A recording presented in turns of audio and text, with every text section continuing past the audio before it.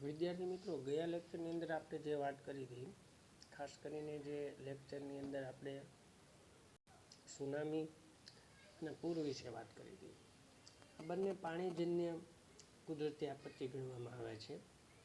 એમાં ખાસ કરીને સુનામી તો એવી વસ્તુ છે કે જે દરિયાના મોજા એટલે કે સમુદ્ર તટે જ્યારે ભૂકંપ આવે અને મોજા જ્યારે વિકરાળ સ્વરૂપ ધારણ કરે, એમાં આપણે સુનામી એને કહીએ છીએ. પૂર સમયે રાખવાની સાવચેતી. પૂર સમયે શું સાવચેતી રખાય? તો પૂર સમયે સ્થાનિક કક્ષાએ પૂરના વિસ્તારોથી વાકેફ રહો. જે પૂરના વિસ્તારો છે, ખાસ કરીને આપણે જે જગ્યાએ રહેતા હોય એ જગ્યાએ એમાંય ખાસ કરીને આજુબાજુના વિસ્તારોમાં કે જે પૂરગ્રસ્ત હોય અથવા તો દર વખતે ત્યાં પૂર આવતું હોય એવા વિસ્તારોથી પરિચિત રહેવાનું. પૂર દરમિયાન શું ન કરાય કે ઘરના ગેસ અને વીજળીના જોડાણો બંધ કરી દો. પૂર દરમિયાન આ એક કામ મહત્વનું છે કરવાનું, જે કરવું ફરજિયાત છે. ખાસ કરીને પૂર દરમિયાન ગેસના અને વીજળીના જે કનેક્શન છે એ બંધ કરી દેવા જોઈએ. પૂર બાદ તો કે પૂરના પાણીથી બનાવેલ ખોરાક ખાવો નહીં. જે ખોરાક પૂરના પાણીથી બનેલો હોય એ ખોરાક ન ખાવો. ત્યારબાદ ઊંચા વિસ્તારોની માહિતી રાખો અને પૂર દરમિયાન ત્યાં સ્થળાંતર કરો. તમારું વાહન પૂરમાં ફસાય ત્યારે તરત તેની બહાર નીકળી જવું અને 7-8 વ્યક્તિનું જૂથ બનાવી એકબીજાના હાથ પકડી પ્રવાહ બહાર નીકળવાનો પ્રયત્ન કરો. પાણીને જંતુરહિત બનાવી ઉપયોગમાં લો. રસ્તા ખુલ્લા થયાની જાણકારી વગર બહાર ના જશો. પૂરની તંત્ર દ્વારા અપાતી ચેતવણી મુજબ વર્તો. પ્રાણીઓને ખીલેથી છોડી મૂકો. તે છૂટાશે તો પોતાનો બચાવ કરી શકશે. સાપ પીંછીના ઉપદ્રવ સામે સજાગ રહો. હવે અહીંયા પ્રવૃત્તિ કીધી છે. તમારા ગામ કે શહેરમાં પાણી ભરાતું હોય તેવા વિસ્તારની યાદી બનાવો. તમારા ગામ કે શહેરમાં પડતા વરસાદના પાણીનો નિકાલ કેવી રીતે થાય તેની વિગતો વડીલો પાસેથી જાણો. પૂર સમસ્યા હલ કરવા કયા કયા પગલાં ભરવા પડે તેના ઉપાયો વિશે ચર્ચા સત્ર ગોઠવો. હવે દુષ્કાળની વાત કરીશું આપણે કે દુષ્કાળ એટલે શું, દુષ્કાળની કેવી અસરો હોય છે અને દુષ્કાળ આવે ત્યારની પરિસ્થિતિ કેવી હોય છે. તો અહીંયા કીધું, દુષ્કાળ એ વિનાશકારી અને લાંબા સમય સુધી પોતાની માઠી અસરો છોડે એવી કુદરતી આપત્તિ છે. લાંબા સમય સુધી, ખાસ યાદ રાખજો, કુદરતી આપત્તિ છે પણ પોતાની માઠી અસરો એ લાંબા સમય સુધી છોડે છે. આ આપત્તિ સમગ્ર જીવસૃષ્ટિના અસ્તિત્વ માટે અત્યંત આવશ્યક એવા પાણી અને ખોરાક સાથે જોડાયેલી છે. આ આપત્તિ કોની સાથે જોડાયેલી છે? સમગ્ર જીવસૃષ્ટિને પોતાના અસ્તિત્વ માટે ખાસ કરીને જે પાણી અને ખોરાકની જરૂર પડે છે એની સાથે આ સંકળાયેલી છે. મોસમી આબોહવામાં દુષ્કાળ સમયાંતરે પડવા એવી લાક્ષણિકતા છે. જે વર્ષે વરસાદ ઓછો કે સાવ ન વરસે ત્યારે આ સમસ્યા ઉદ્ભવે છે. ખાસ કરીને મોસમી આબોહવા ધરાવતા પ્રદેશોમાં અથવા દેશોમાં આ એક લાક્ષણિકતા જોવા મળે છે. જે વર્ષે વરસાદ ઓછો પડે કે સાવ ન પડે ત્યારે આ સમસ્યા ઉદ્ભવે છે. અછતની સ્થિતિમાં ખેતી અને જીવસૃષ્ટિને પાણીના અભાવે ભારે હાનિ થાય છે. અછતની સ્થિતિમાં ખેતી અને જીવસૃષ્ટિને પાણીના અભાવે ભારે હાનિ થાય છે અને મનુષ્યો માટે અનાજની સમસ્યા તથા પાલતુ પ્રાણીઓ માટે ચારાની સમસ્યા સર્જાય છે. મનુષ્યો માટે કઈ અનાજની સમસ્યા અને પાલતુ પ્રાણી માટે ચારાની સમસ્યા. અગાઉ દુષ્કાળમાં ભૂખમરાથી ભારે જાનહાનિ થતી હતી, પણ આધુનિક સમયમાં યોગ્ય વ્યવસ્થાપનથી જાનહાનિ અટકાવી શકાય છે. તો દુષ્કાળ સમયે શું શું કરાય? પહેલા કે પાણીના ઉપલબ્ધ જથ્થા મુજબ આયોજન કરવું. ટપક સિંચાઈનો પ્રચાર. ઉપલબ્ધ જથ્થા મુજબ આયોજન કરીને ટપક સિંચાઈ પદ્ધતિનો ઉપયોગ કરવો. દરમિયાન રાહત દરે અનાજની વિતરણ વ્યવસ્થા ગોઠવવી. બાદ ભાવિ આયોજનમાં જળસંચયના કામોને અગ્રતા આપવી. અનાજમાં માપબંધી દાખલ કરવી. તાકીદ સિવાયના બાંધકામ બંધ રાખવા. અનાજના બફર સ્ટોક માટે આયોજન કરવું. અનાજનો બગાડ અટકાવવા ભોજન સમારંભો પર પ્રતિબંધ. અનાજ અને ઘાસચારાની સંગ્રહખોરી સામે પ્રતિબંધાત્મક પગલાં અને નદીઓને એકબીજા સાથે જોડી અને સમુદ્રમાં વહી જતા પાણીને રોકવાનું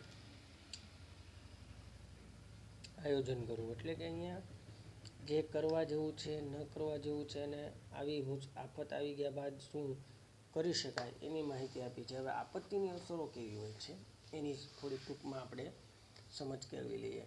તો કે ભૂકંપ, પૂર, સુનામી, વાવાઝોડું જેવી આપત્તિ ભારે પ્રમાણમાં જાનમાલનું નુકસાન કરે છે. ભૂકંપ હોય, પૂર હોય અને સુનામી અને વાવાઝોડું જે ભારે જાનમાલનું નુકસાન કરે છે. આપત્તિગ્રસ્ત ક્ષેત્રોમાં રસ્તા, મકાનો, જાહેર સગવડના મકાનો ફરીથી બાંધતા વર્ષો નીકળી જાય છે. આપત્તિગ્રસ્ત ક્ષેત્રોની અંદર રસ્તા, મકાનો, જાહેર સગવડતાવાળા મકાનો આ બધું બાંધવા માટે વર્ષો વીતી જાય છે. જે પરિવારોએ પોતાના સ્વજનો આપત્તિમાં અકાળે ગુમાવ્યા હોય તેવા લોકોને ભારે શોક અને હતાશા ઘેરી વળે છે. જે લોકોએ પોતાના સ્વજનો આવી કુદરતી આપત્તિ વેળાએ ગુમાવ્યા હોય એ હતાશા અને નિરાશામાં ગરકાવ થઈ જાય છે. જે પરિવારોએ કમાનાર વ્યક્તિ ગુમાવ્યા હોય તેમની સ્થિતિ ભારે કફોડી થાય છે. ખાસ કરીને કોઈ એક કુટુંબ હોય, એ કુટુંબનો મુખ્ય એક આધાર હોય વ્યક્તિ જે કમાનાર હોય અને જેના થકી કુટુંબનું ભરણ પોષણ થતું હોય એ જ વ્યક્તિ આ કુદરતી આપત્તિનો ભોગ બને ત્યારે સ્વાભાવિક એવું બનતું હોય છે કે એ આખું કુટુંબ પડી ભાંગે છે. આપત્તિમાં જે લોકો કાયમી વિકલાંગતાનો ભોગ અને તેમના પુનર્વસનની સમસ્યા ભારે વિકટ હોય છે. જે લોકો આપત્તિની અંદર ભોગ બન્યા હોય એટલે કે જીવિત રહી ગયા હોય પણ કાયમી ધોરણે અપંગતા આવી ગઈ હોય તો એવા લોકોને પુનર્વસનની સમસ્યા ઉદ્ભવે છે. આ પ્રકારની મુખ્ય અસરો જોવા મળે છે. આપત્તિઓની અસરો ઓછા વધતા અંશે તમામ લોકો પર પડે છે. આપત્તિની અસર પણ તેની સૌથી મોટી અસરો ગરીબ માણસો અને અભાવગ્રસ્તો પર વધુ હોય છે. આપત્તિની અસર બધા ઉપર પડે છે પણ એમ કહી શકાય કે સૌથી વધુ અસર ગરીબો અને અસરગ્રસ્તો ઉપર વધારે હોય છે. માનવ જીવન પર તેની વિઘાતક અસરો ઓછી કરવા સાવચેતી, લોકજાગૃતિ અને તંત્રને સજ્જ કરવા જેવા પગલાં ભરવાથી તેની વિનાશક તીવ્રતા ઓછી કરી શકાય છે. ખાસ કરીને અહીંયા કીધું છે કે માનવ જીવન પર તેની વિઘાતક અસરો ઓછી કરવા સાવચેતી, લોકજાગૃતિ અને તંત્રને સજ્જ કરવા જેવા પગલાં ભરવાથી એની વિનાશક તીવ્રતા ઓછી કરી શકાય છે. આપત્તિ કે અકસ્માતોની કેટલીક ઘટનાઓ માનવ સર્જિત હોય છે. આપત્તિ કે અકસ્માતોની કેટલીક ઘટનાઓ કેવી હોય છે? માનવ સર્જિત. જો આપણે સાવચેતી કે અગમચેતી દાખવીએ તો આવી ઘટનાઓ નિવારી શકાય છે.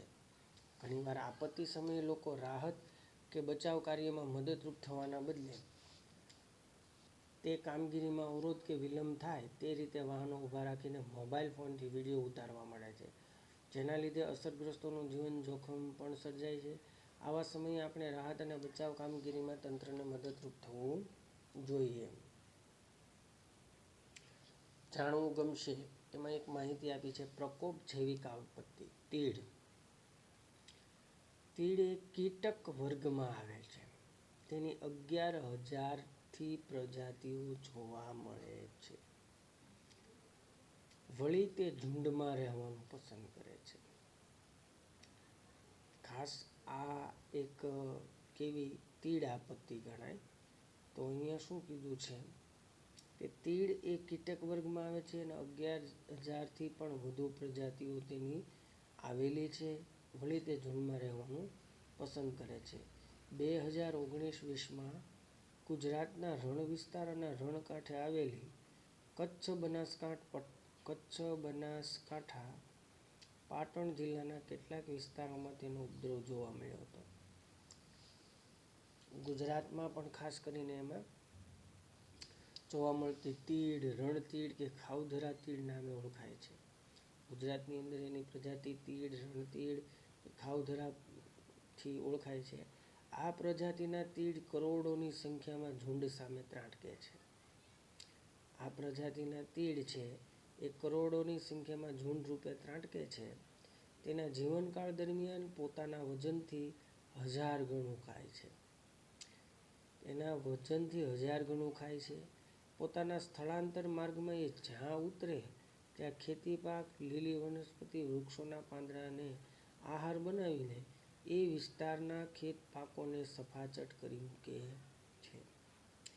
પોતે જ્યારે એક જગ્યાએથી બીજી જગ્યાએ સ્થળાંતર કરતા હોય એવા સમયે ખાસ કરીને એ જે જગ્યાએ વિહામો લે ત્યાં ખેતી પાક હોય, લીલી વનસ્પતિ હોય, વૃક્ષોના પાંદડાને આહાર બનાવી એ વિસ્તારને સપાચટ કરી નાખે છે.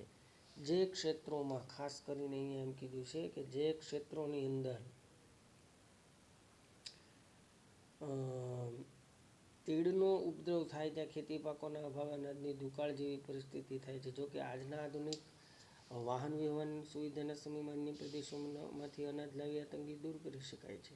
તીડનો નાશ કરવા ખેતીવાડી વિભાગની સૂચના મુજબ ખાસ દવાઓનો છંટકાવ કરવાથી તેનો નાશ કરી શકાય છે.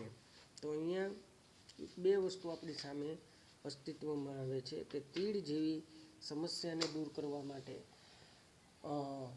ખેતીવાડી દ્વારા જંતુનાશક દવાઓનો પણ ઉપયોગ કરવામાં આવે છે અને આ જંતુનાશક દવાઓના ઉપયોગથી આ તીડનો નાશ કરી શકાય છે. અહીંયા એ માહિતી એટલા માટે આપી છે કે તીડ દ્વારા દુકાળ, અનાજની અછત ઊભી થાય છે અને એના કારણે પણ એક દુકાળ જેવી પરિસ્થિતિ અસ્તિત્વમાં આવે છે જે તે પ્રદેશ પૂરતી. પરંતુ એ બહુ ગંભીર સમસ્યા નથી, કારણ કે વર્તમાન સમયમાં વાહન વ્યવહારની સમસ્યા વધી જવાથી આ જે અછત અથવા આ સમસ્યા છે એને નિવારી શકાય છે.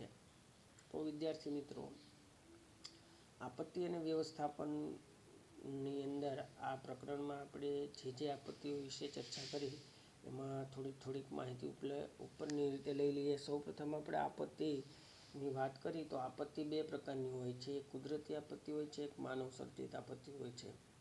ઘણીવાર માનવના કારણે પણ જે છે એ આપત્તિ આવતી હોય છે. તો કુદરતી આપત્તિની વાત કરીએ તો ભૂકંપ છે, સુનામી છે, પૂર છે, દાવાનળ છે, આ બધી કુદરતી આપત્તિઓ ગણાય છે.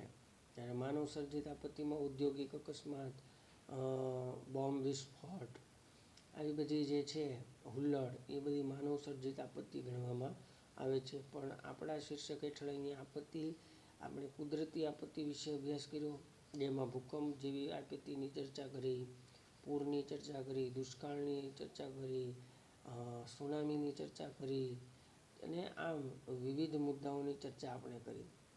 એના ઉપરથી આપણને એટલો સાર મળે છે કે વર્તમાન સમયમાં જે જાનમાલની હાનિ થાત છે એ ભૂતકાળ કરતાં ઘણી બધી ઓછી થઈ ગઈ છે. કારણ કે અત્યારે અદ્યતન ટેકનોલોજીવાળા સાધનો આવી ગયા છે. લોકોને અમુક આપત્તિઓની એમ કહી શકાય કે ભવિષ્યવાણી એ લોકો કરી શકે છે. એના અગમચેતી સ્વરૂપે એ સાવધાની અને સલામતીના પગલાં ભરી શકે છે. પરિણામે જાનમાલની હાનિ ઓછી કરી શકાય છે. વર્તમાન સમયની અંદર પણ ભૂકંપ જેવા કુદરતી આપત્તિની આપણે આગાહી કરી શકતા નથી. ત્યારે એ સમયે વિચાર થાય કે ભૂકંપ જ્યારે આવે છે ત્યારે કશી ખબર નથી હોતી અને ભૂકંપની અસર વિનાશક ઘણી બધી હોય છે. 2001ની અંદર, 1915ની અંદર અને 1819ની અંદર ભારતની અંદર ભૂકંપ આવી ગયેલા છે. તો 1800ની એમ વાત કરીએ કે ગુજરાતની અંદર ખાસ કરીને એ જે 3 ભૂકંપની મેં વાત કરી, 1819ની અંદર આવ્યો, 1915ની અંદર આવ્યો અને 2001ની અંદર, એ કચ્છની અંદર આવેલો ભૂકંપ ગણવામાં આવે છે. એટલે કે ભારતની અંદર તો ઘણા બધા ભૂકંપો આવી ગયા છે, પણ આ 3 ભૂકંપ જે છે એ કચ્છની અંદર આવેલા છે. અને સૌથી પહેલી વાર ભૂકંપ આવ્યો હતો, એની રિક્ટર સ્કેલ તીવ્રતા 8.8 હતી. બીજી વાર આવ્યો ત્યારે 7.7 કે 8 હતી અને ત્રીજી વાર આવ્યો ત્યારે 6.56 હતી અને ત્રીજી વાર 7.8 હતી. એટલે કે ત્રીજી વારનો ભૂકંપ અને પહેલી વારનો ભૂકંપ એ વધારે વિઘાતક અસર એની છોડી ગયો છે. તો વિદ્યાર્થી મિત્રો, આ પ્રકરણની અંદર આપણે આ કુદરતી આપત્તિઓ વિશે જે માહિતી મેળવી, જે ચર્ચા કરી, એ ચર્ચા તમે સારી રીતે સમજ્યા છો. એના મુદ્દાઓનું સારી રીતે દ્રઢીકરણ કરજો, જેથી તમે સમજો અને વાંચો એટલે તમને તરત એનું એમ કહી શકાય કે સ્મૃતિની અંદર એ સંગ્રહાઈ જાય. તો વિદ્યાર્થી મિત્રો, અહીંયા તમામ મુદ્દાઓનો અભ્યાસ કર્યો. એ મુદ્દાઓ તમે સારી રીતે સમજ્યા હશો એ જ અપેક્ષા સાથે વિરમું છું અને આ પ્રકરણ અહીંયા આપણું પૂર્ણ થાય છે. Thank you very much.